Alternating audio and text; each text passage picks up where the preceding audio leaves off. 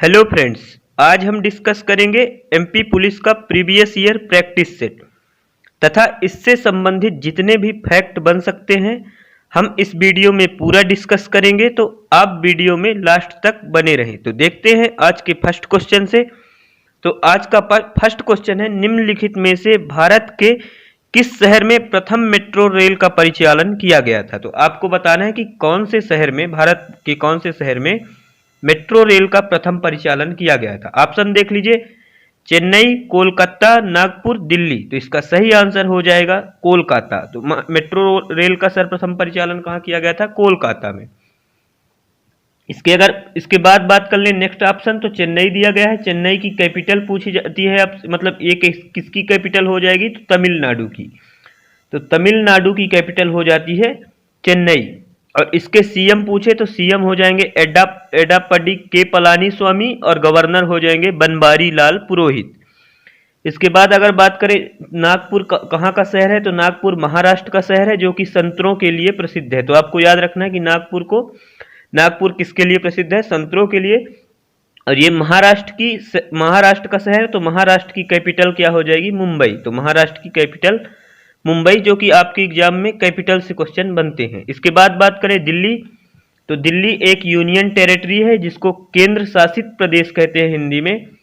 और दिल्ली की कैपिटल दिल्ली ही होती है, नई दिल्ली होती है। और इसके सीएम कौन हो जाएंगे? तो सीएम हो जाएंगे अरविंद केजरीवाल। और इसके उप गवर्नर पूछे जाते हैं, जो कि अगर जैसे स्टेट होता है जो कि राज्य होता है, राज्य में क्या होता है? राज्यपाल होता है।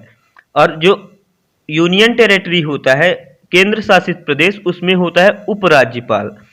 तो केंद्र शासित प्रदेश, तो दिल्ली के उपराज्यपाल कौन है? अनिल बैजल। तो आपको यहां से याद रखना है कि दिल्ली के उपराज्यपाल कौन है? अनिल बैजल। तो अनिल बैजल, आपको इतना याद रखना है। देखते हैं नेक्स्ट क्वेश्चन। तो नेक्स्ट क्वेश्चन हो जाएगा, देश भर में परिवार न्यायालय की स्थापना के लिए किस वर्ष में परिवार न्यायालय अधिनियम लाया गया था? तो आपको बताना है। इसमें देख लीजिए ऑप्शन, 1992 में, 1989 में, 1984 में, 1990 में। तो इसका सही आंसर क्या हो जाएगा? आप कमेंट बॉक्स में बताइए। तो इसका सही आंसर हो जाएगा 1984 में। तो 1984 में हुआ था परिवार न्यायालय। इससे इंपॉर्टेंट फैक्ट देख लेते हैं कि आपके एग्जाम में योजना से क्वेश्चन बनते हैं। तो योजना की बात करें तो योजना, मोस्ट इंपॉर्टेंट योजना कौन कौन से हैं?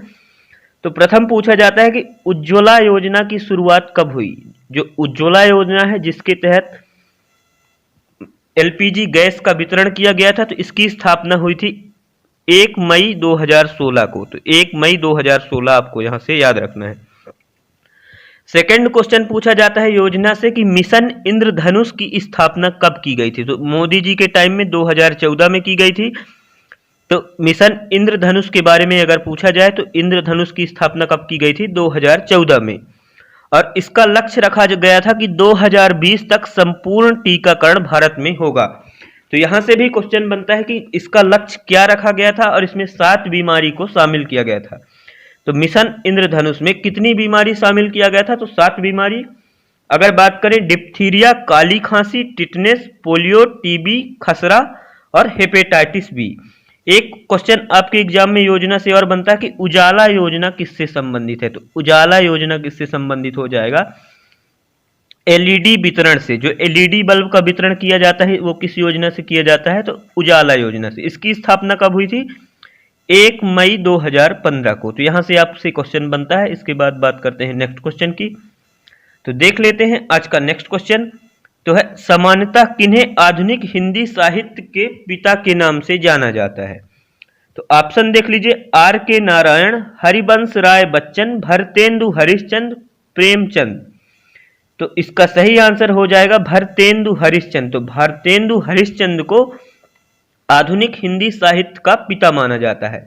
और यहां से क्या क्वेश्चन बन सकता है? तो और यहां से क्वेश्चन बनते हैं कि गोदान और गबन के लेखक कौन है? तो आपसे पूछा जाए कि गोदान और गबन के लेखक कौन है, तो इसके लेखक हो जाएंगे प्रेमचंद। तो प्रेमचंद से ये क्वेश्चन बनता है और ये कहानी लिखते थे। और इसके बाद बात करें आधुनिक मीराबाई किसे कहा जाता है? तो आधुनिक मीराबाई से आपसे क्वेश्चन पूछा जाता है, तो ये किसे कहा जाता है? महादेवी वर्मा। तो आपको याद रखना है कि महादेवी वर्मा को आधुनिक मीराबाई कहा जाता है। इसके बाद पूछा जाता है कि प्रकृति के सुकुमार कवि किसे कहा जाता है, तो सुमित्रानंदन पंत को। और एमपी के लिए एक मोस्ट इंपॉर्टेंट क्वेश्चन होता है कि भारतीय आत्मा किसे कहा जाता है। तो भारतीय आत्मा से आपके एग्जाम में क्वेश्चन पूछा जाता है, जो कि माखनलाल चतुर्वेदी को कहा जाता है, और ये मध्य प्रदेश के ही कवि हैं, इसलिए यहाँ से इंपॉर्टेंट क्वेश्चन बनता है। तो आपको याद रखना है कि भारतीय आत्मा माखनलाल चतुर्वेदी को कहा जाता है। इसके बाद बात कर लेते हैं नेक्स्ट क्वेश्चन, भारतीय संविधान के जनक के रूप में किन्हें माना जाता है, मतलब जाना जाता है या माना जाता है। तो राजेंद्र प्रसाद, बी.आर. अंबेडकर, महादेव गोविंद रानाडे, गोपाल कृष्ण गोखले। तो इसका सही आंसर हो जाएगा बी.आर. अंबेडकर, भीमराव अंबेडकर, जिनका जन्म की महू में हुआ था। और अगर पूछे कि राजेंद्र प्रसाद को संविधान में राजेंद्र प्रसाद का क्या रोल रहा, तो संविधान सभा के, अगर पूछे जैसे क्वेश्चन बनता है कि भारत के संविधान सभा के अध्यक्ष कौन थे, तो हो जाएंगे राजेंद्र प्रसाद। और अगर पूछता है कि संविधान प्रारूप समिति के अध्यक्ष कौन थे, तब प्रारूप समिति अगर पूछे तो बी.आर. अंबेडकर, भीमराव अंबेडकर। इसके बाद क्वेश्चन पूछा जाता है कि भारत का संविधान में सबसे ज्यादा प्रभाव किसका पड़ा है। तो भारत के संविधान में सबसे ज्यादा प्रभाव पड़ा है भारत शासन अधिनियम 1935 का। तो 1937 में जो 1935 में, तो 1935 में जो गवर्नमेंट ऑफ इंडिया एक्ट आया था 1935 में, आप करेक्ट कर लीजिएगा, उसका प्रभाव सबसे ज्यादा संविधान में पड़ा है, जो कि आपके एग्जाम में पूछा जाता है। इसके बाद पूछा जाता है कि प्रार्थना सभा की स्थापना किसने की थी। अगर महादेव गोविंद रानाडे से क्वेश्चन देखें तो प्रार्थना सभा की स्थापना किसने की थी, महादेव गोविंद रानाडे। तो महादेव गोविंद रानाडे किसकी स्थापना की थी, प्रार्थना समाज की। और इनके साथ एक और शामिल थे, कौन थे, आत्माराम पांडुरंगा। इसके बाद नेक्स्ट क्वेश्चन अगर देख लें, गोपाल कृष्ण गोखले से आपके एग्जाम में क्या मोस्ट इंपोर्टेंट क्वेश्चन बनता है। तो गोपाल कृष्ण गोखले से क्वेश्चन पूछा जाता है कि महात्मा गांधी जी के राजनीतिक गुरु कौन माने जाते हैं। तो महात्मा गांधी जी के राजनीतिक गुरु गोपाल कृष्ण गोखले माने जाते हैं। इसके बाद बात कर लेते हैं नेक्स्ट क्वेश्चन की। तो नेक्स्ट क्वेश्चन देख लीजिए आप, भारत का प्रथम परमाणु ऊर्जा केंद्र कौन सा है। तो भारत का जो फर्स्ट न्यूक्लियर पावर प्लांट है वो कौन सा है। तो आप देख लीजिए ऑप्शन, काकरापार परमाणु केंद्र, मद्रास परमाणु ऊर्जा स्टेशन, राजस्थान परमाणु ऊर्जा स्टेशन, तारापुर शक्ति केंद्र। तो ये तारापुर लिखा गया है, तो इसका सही आंसर हो जाएगा तारापुर न्यूक्लियर पावर प्लांट या तारापुर पावर स्टेशन। तो यहां से क्वेश्चन बनता है कि तारापुर न्यूक्लियर पावर प्लांट कहां स्थित है। तो तारापुर न्यूक्लियर पावर प्लांट कहां है, महाराष्ट्र में। तो आपको याद रखना है कि महाराष्ट्र में स्थित है तारापुर। इसके बाद पूछा जाता है कि राजस्थान में कौन सा परमाणु केंद्र है। तो राजस्थान में कौन सा हो जाएगा, रावत भाटा न्यूक्लियर पावर प्लांट। तो आपको याद रखना है कि रावत भाटा कहां है, रावत भाटा कहां हो जाएगा, राजस्थान में। और मद्रास में कौन कौन से है, तो मद्रास हो जाती है तमिलनाडु में। तो अगर पूछे कि तमिलनाडु में कौन कौन सा हो जाता है, तो तमिलनाडु में एक होता है कलपक्कम। तो आपको याद रखना है कलपक्कम न्यूक्लियर पावर प्लांट कहां है, तो कलपक्कम न्यूक्लियर पावर प्लांट हो जाएगा तमिलनाडु में। और अगर पूछ दे कुंडनकुलम कहां स्थित है, तो कुंडनकुलम कहां स्थित हो जाएगा, ये भी तमिलनाडु में हो जाएगा। और नेक्स्ट क्वेश्चन यहां से बनता है आपके एग्जाम में कि कायगा न्यूक्लियर पावर प्लांट कहां है। तो कायगा न्यूक्लियर पावर प्लांट कहां हो जाएगा, कर्नाटक में। अगर पूछा जाए कायगा न्यूक्लियर पावर प्लांट कहां है, तो कायगा हो जाएगा कर्नाटक में, आपको याद रखना है। और एक सिंपल पूछा जाता है कि नरोरा न्यूक्लियर पावर प्लांट कहां है, नरोरा न्यूक्लियर पावर प्लांट कहां है, तो नरोरा हो जाएगा उत्तर प्रदेश में। इसके बाद बात कर लेते हैं नेक्स्ट क्वेश्चन की। तो नेक्स्ट क्वेश्चन देख लीजिए, कुष्ठ रोगियों के मध्य कौन सी भारतीय सामाजिक कार्यकर्ता अपने कार्य के लिए प्रसिद्ध है। तो जो कुष्ठ रोगियों के मध्य, तो आपको ऑप्शन देख के बताना है कौन हो जाएंगे इसके आंसर। तो इसका सही आंसर हो जाएगा बाबा आमटे। तो बाबा आमटे से आपको यहां से याद रखना है। इसके बाद बात कर लें और नेक्स्ट ऑप्शन की, तो विनोबा भावे जो आपके एग्जाम में बनते हैं क्वेश्चन यहां से, तो ये किसके जनक माने जाते हैं, भूदान आंदोलन के। मतलब जो गरीबों को भूदान के लिए एक आंदोलन चलाया था इन्होंने। तो क्वेश्चन बनता है कि भूदान आंदोलन के जनक कौन माने जाते हैं या संस्थापक कौन माने जाते हैं, तो विनोबा भावे। और एक क्वेश्चन बनता है आपसे कि बीजेपी के संस्थापक किसे माना जाता है। तो बीजेपी के संस्थापक किसे माना जाता है, श्यामा प्रसाद मुखर्जी को।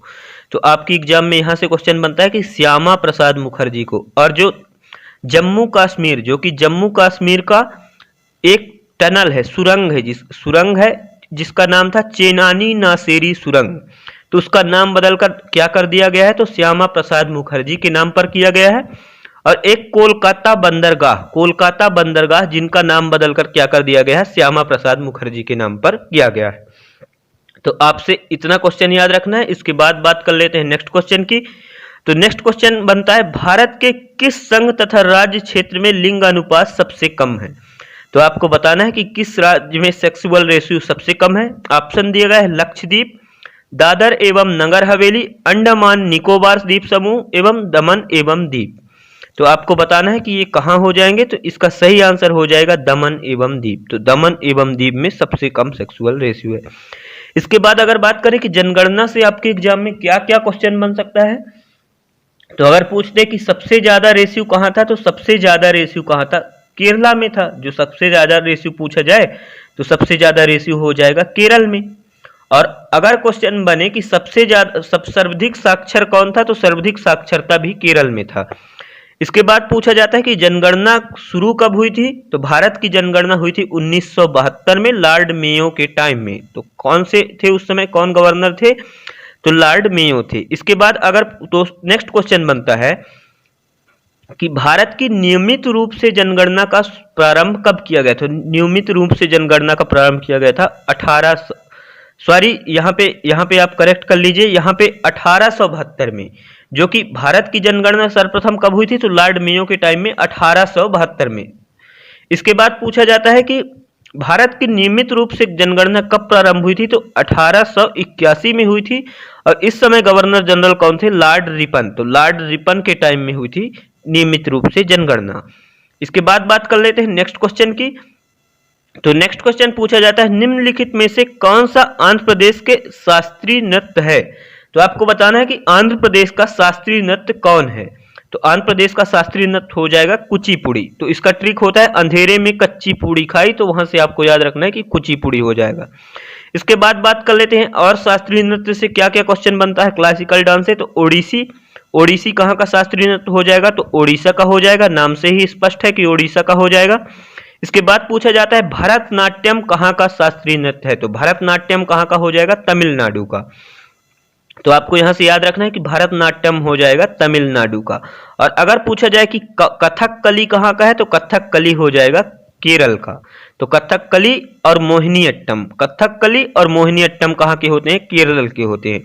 और एक तो आपके एग्जाम में मोस्ट इंपोर्टेंट क्वेश्चन पूछा जाता है कि कथक कहाँ का है। कथकली तो ठीक है केरल का है, लेकिन कथक कहाँ का है, तो कथक हो जाएगा यूपी का। तो आपको यहाँ पे कंफ्यूज नहीं होना है, कथक दे तो यूपी हो जाएगा और कथकली दे तो हो जाएगा केरल। इसके बाद बात करते हैं नेक्स्ट क्वेश्चन। तो नेक्स्ट क्वेश्चन पूछा जाता है, मलखंभ के विकास एवं संवर्धन में योगदान देने के लिए निम्नलिखित में से कौन सा पुरस्कार दिया जाता है। तो मलखंभ के विकास के लिए कौन सा पुरस्कार दिया जाता है, तो इसका सही आंसर हो जाएगा, देख लीजिए, विश्वामित्र पुरस्कार, विक्रम पुरस्कार, प्रभाष जोशी पुरस्कार, एकलव्य पुरस्कार। तो इसका सही आंसर हो जाएगा प्रभाष जोशी पुरस्कार, जो कि मलखंभ जो है मध्य प्रदेश का मध्य प्रदेश का जो है राजकीय खेल है। और राष्ट्रीय खेल की बात करें तो भारत का राष्ट्रीय खेल तो हॉकी है, लेकिन मध्य प्रदेश का राजकीय खेल की बात करें तो क्या हो जाएगा, मलखंभ। उसके लिए क्या दिया जाता है, तो दिया जाता है प्रभाष जोशी पुरस्कार। और यहां से क्वेश्चन बनता है कि 2000 जैसे एकलव्य पुरस्कार यहाँ पे ऑप्शन में आपके दिया गया है, तो एकलव्य पुरस्कार से क्वेश्चन बनता है कि 2019-20 का एकलव्य पुरस्कार किसे दिया गया है। तो 2019-20 का एकलव्य पुरस्कार दिया गया था इशिका चौधरी को। तो आपको याद रखना है इशिका चौधरी, तो इशिका चौधरी को दिया गया था एकलव्य पुरस्कार। और विक्रम पुरस्कार से क्वेश्चन बनता है, तो विक्रम पुरस्कार मध्य प्रदेश का सर्वोच्च नागरिक पुरस्कार होता है, जो कि मध्य प्रदेश का होता है। अगर भारत की बात करें तो भारत का तो भारत रत्न होता है, लेकिन मध्य प्रदेश का सर्वोच्च पुरस्कार क्या है, विक्रम पुरस्कार, जिसमें 1 लाख रुपए की राशि दी जाती है और जो 2020 में 8 लोगों को दिया गया है। इसके बाद अगर बात कर लें कि ये जो होता है विश्वामित्र पुरस्कार, विक्रम पुरस्कार जो सबसे बड़ा होता है, आपको याद रखना है। और विश्वामित्र पुरस्कार में भी 1 लाख दिया जाता है। और मतलब ये विश्वामित्र पुरस्कार से आपको याद रखना है कि यहाँ से ये क्वेश्चन पूछा जाता है कि विश्वामित्र पुरस्कार में कितनी राशि दी जाती है, तो 1 लाख। और अगर बात कर लें कि मध्य प्रदेश का सबसे बड़ा पुरस्कार कौन सा होता है, तो वो विक्रम पुरस्कार होता है। इसके बाद बात कर लेते हैं नेक्स्ट क्वेश्चन की।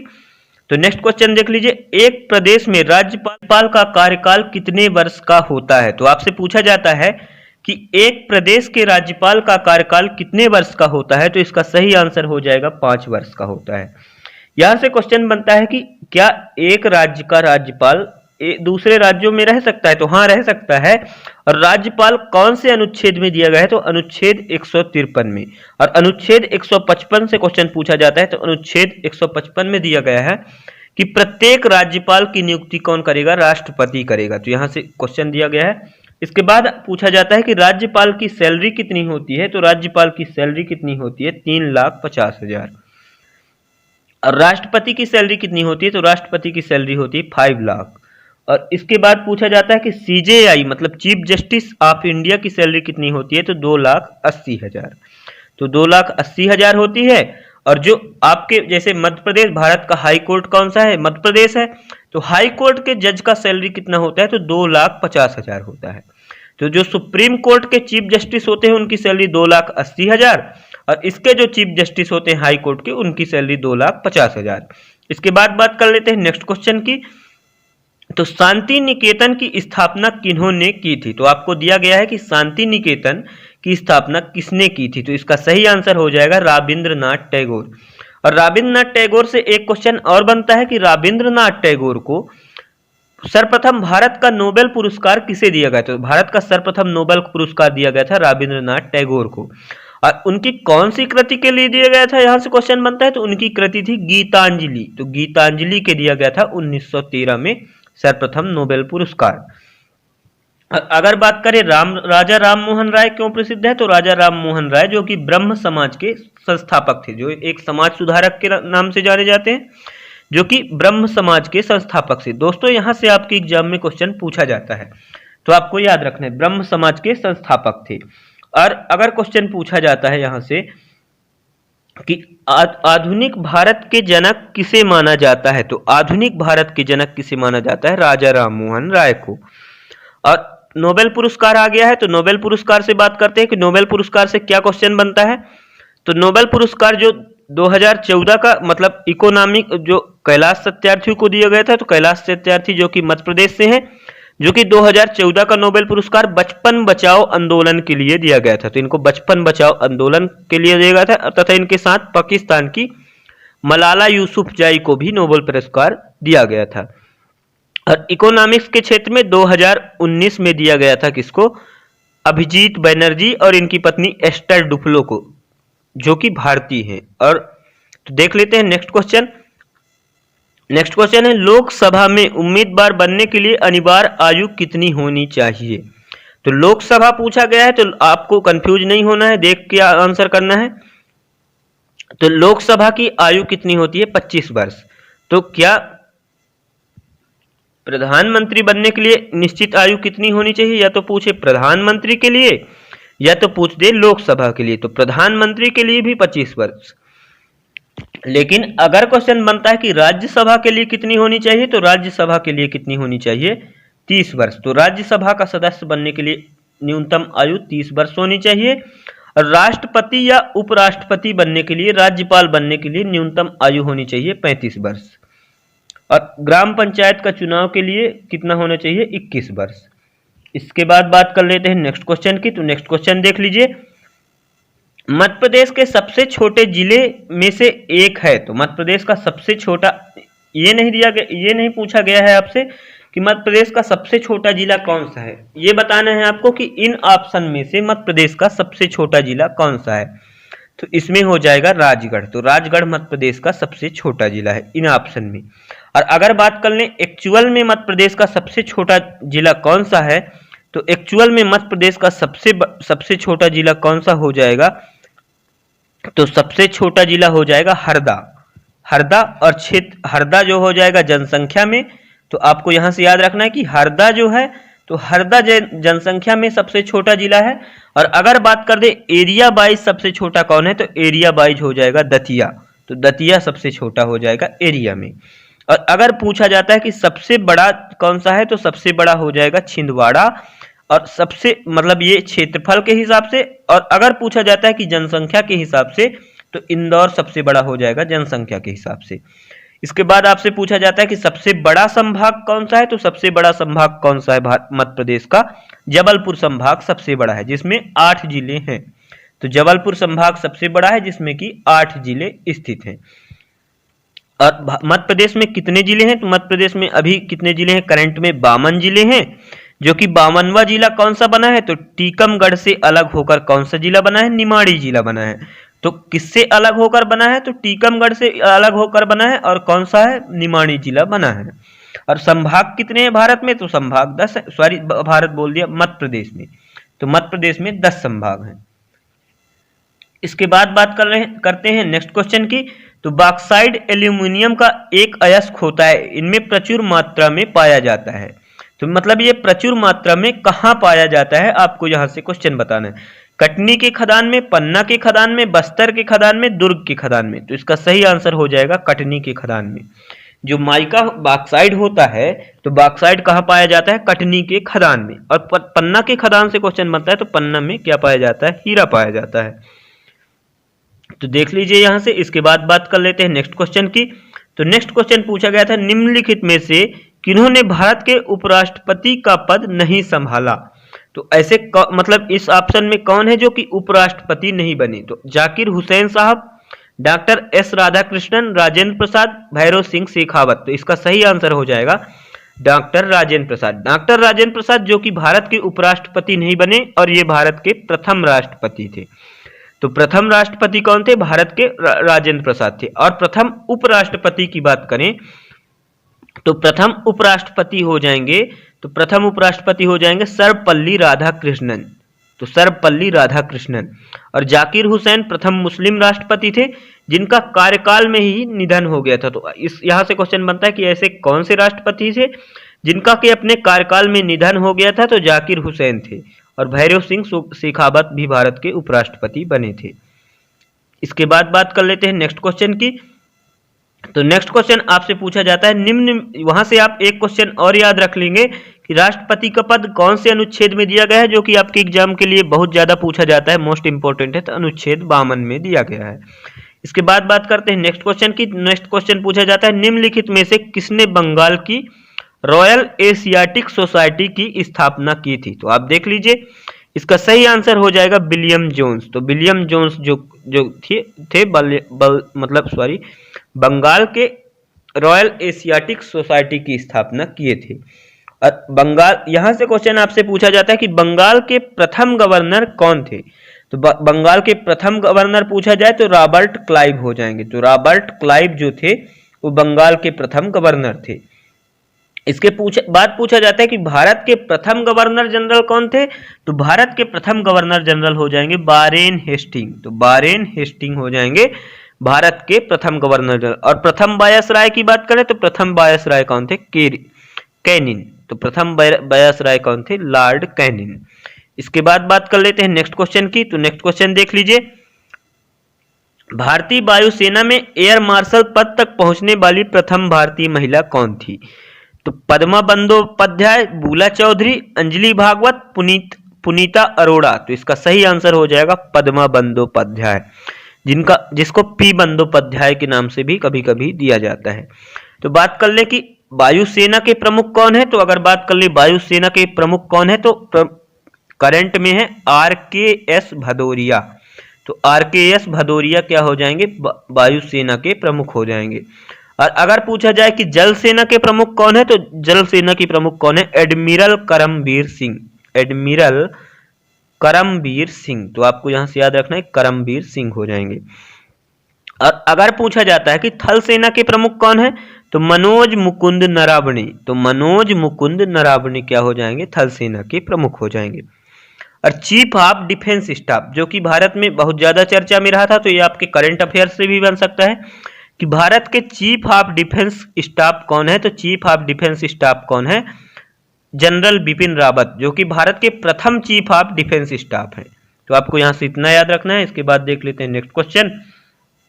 तो नेक्स्ट क्वेश्चन में पूछा जाता है भारत के किस प्रदेश में संत कबीर नगर एवं संत रविदास नगर के जिले हैं। तो इसका ऑप्शन आप देख लीजिए और बताइए आंसर। तो इसका सही आंसर हो जाएगा उत्तर प्रदेश। तो उत्तर प्रदेश में है, तो उत्तर प्रदेश इसका सही आंसर हो जाएगा। यहां से कैपिटल से अगर देख लें तो अरुणाचल प्रदेश की कैपिटल हो जाएगी ईटानगर, उत्तर प्रदेश की कैपिटल हो जाएगी लखनऊ, और राजस्थान की कैपिटल हो जाती है जयपुर, जिसे पिंक सिटी के नाम से जाना जाता है, और मध्य प्रदेश की कैपिटल हो जाती है मध्य प्रदेश की कैपिटल क्या हो जाएगी? भोपाल, और मध्य प्रदेश की इकोनॉमिक कैपिटल पूछे तो वो हो जाता है इंदौर। तो थैंक यू दोस्तों। और देख लेते हैं एक और क्वेश्चन है, किस प्रदेश में केवल 4 जिले उत्तर पूर्व दक्षिण, मतलब आपको बताना है इसमें कि किसमें उत्तर दक्षिण पूर्व पश्चिम है। तो ऐसा कौन सा प्रदेश है? तो ऐसा कौन सा प्रदेश है? सिक्किम है। और सिक्किम से एक क्वेश्चन और बनता है कि सिक्किम में पहले किस वंश का शासन था। तो सिक्किम में पहले चोंगियाल वंश का शासन था। तो चोंगियाल वंश का शासन था।